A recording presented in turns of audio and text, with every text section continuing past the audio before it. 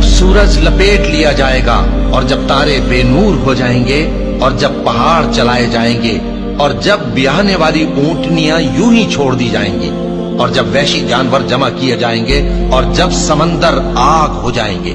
اور جب روحیں جسموں سے ملا دی جائیں گی اور جب اس بچی سے جو زندہ دفنا دی گئی ہو پوچھا جائے گا کہ وہ کس گناہ کے سبب قتل کر دی گئی اور جب اعمال کے دفتر کھولے جائیں گے اور جب آسمان کی کھال کھینچ لی جائے گی اور جب دوزخ کی آگ بھڑکائی جائے گی اور جب بہشت قریب لائی جائے گی تب ہر شخص معلوم کر لے گا کہ وہ کیا لے کر آیا ہے۔ بس میں